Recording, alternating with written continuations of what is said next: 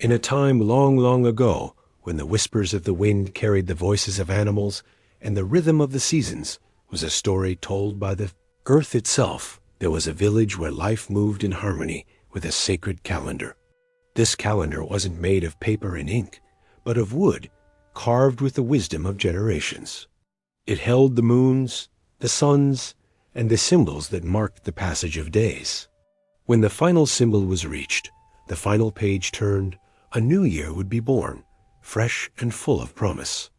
In the heart of this village, the elders sat in a great circle, their faces etched with the lines of stories and seasons. Around them, animals gathered not as beasts of the wild, but as citizens, their eyes full of understanding. The air hummed with a soft, steady drumbeat, like the very heartbeat of the land. The elder, a man whose wisdom was as deep as the oldest baobab tree, lifted the beautifully carved calendar board for all to see.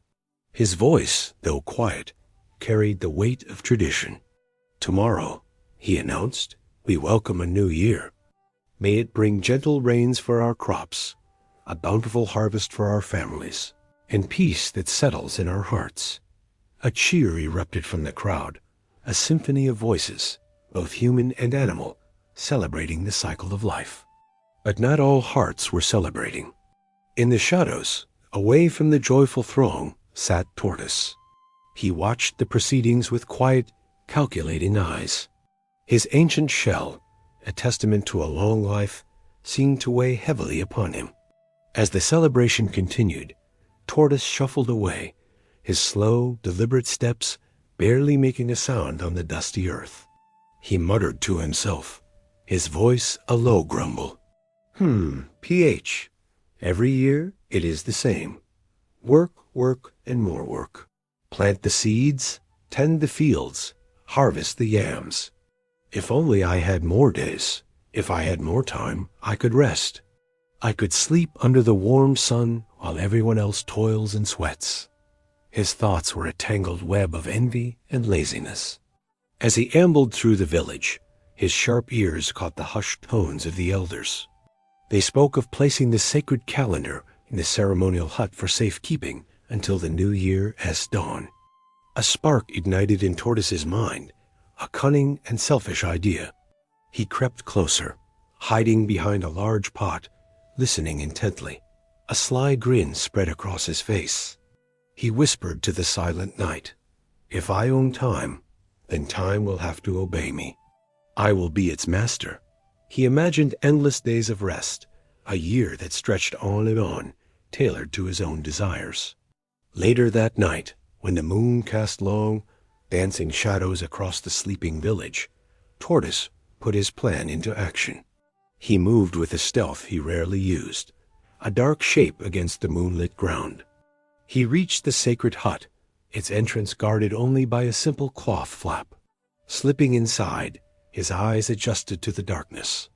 There it was, resting on a pedestal, the sacred calendar. It seemed to hum with a quiet energy.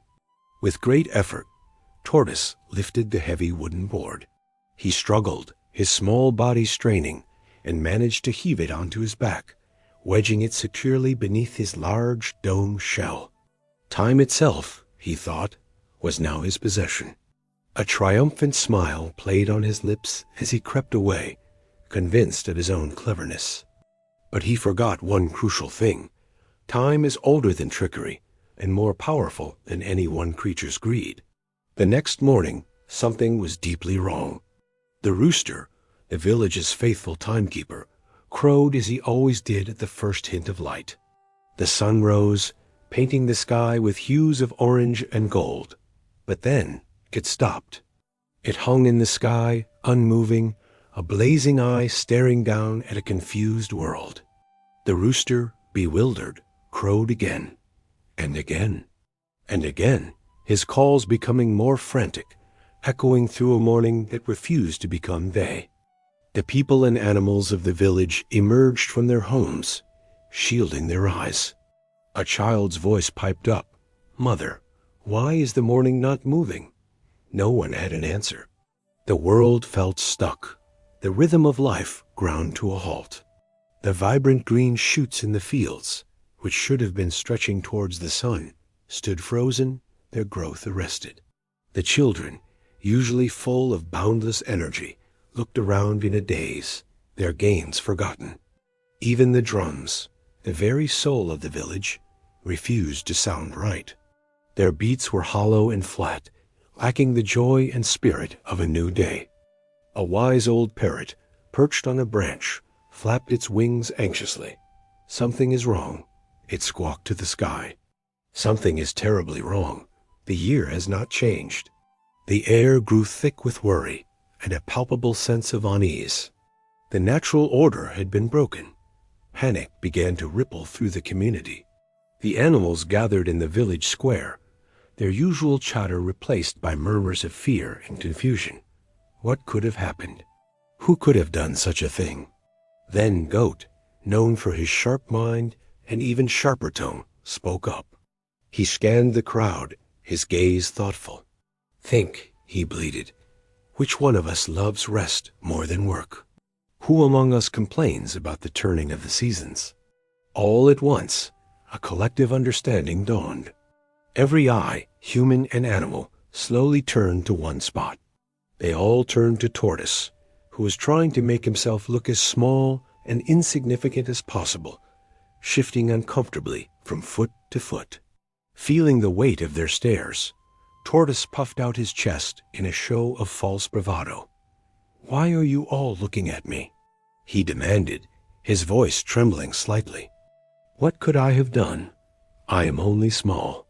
My shell is heavy enough without your accusations."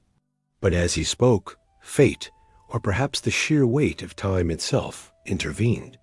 A loud, sharp crack echoed through the silent square. It came from Tortoise's own back. His shell, which had been straining under the impossible load of the sacred calendar, had finally given way. The crack splintered across its surface, a permanent mark of his deceit.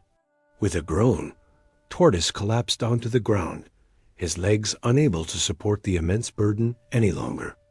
As he fell, the sacred calendar, the source of all the chaos, slipped out from under his fractured shell and landed in the dust with a heavy thud.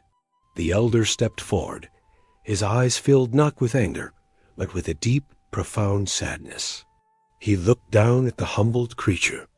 "You tried to steal time, Tortoise." His voice rumbled like distant thunder. "But time cannot be stolen. Instead, time carried you, and its weight was too much for you to bear." The lesson was stark and clear for all to see.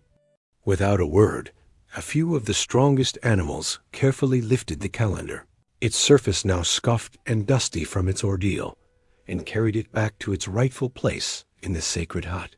They placed it gently on its pedestal, a silent apology to the spirits of the village. And as soon as it was settled, the world seemed to exhale a collective sigh of relief. The sun, as if released from a spell, finally began its majestic climb into the sky, continuing its journey towards noon. The drums, once silent, erupted in a joyous, thunderous beat, celebrating the return of order. A light, blessed rain began to fall, washing the dust from the leaves and promising new life. In the fields, the plants stirred, as if waking from a long, troubled dream. The new year, delayed but not defeated, had finally begun. Time, it was understood, belongs to all, and not even the most clever of creatures can keep it for themselves. Tortoise, disgraced and humbled, slowly picked himself up. He walked away from the village, his steps even slower than before, the cracks on his shell a permanent, visible reminder of his folly. The weight he now carried was not of a wooden calendar, but of shame and regret. After a few steps, he paused and turned back, looking at the celebration, at the rain, at the life he had almost broken. A newfound wisdom settled in his ancient eyes. "Some lessons," he said quietly to himself, "last longer than years. And so, as we ourselves stand at the threshold of a new year, let us remember the story of Tortoise. Let us remember that time is a precious gift. It's not a possession to be hoarded or a thing to be stolen.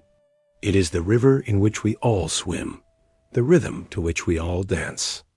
Let's cherish each moment, share it generously, and use it wisely. This story is inspired by the rich and vibrant oral traditions of Africa, passed down through generations. Thank you for watching. If you enjoyed this tale, please like, share, and subscribe for more stories from around the world.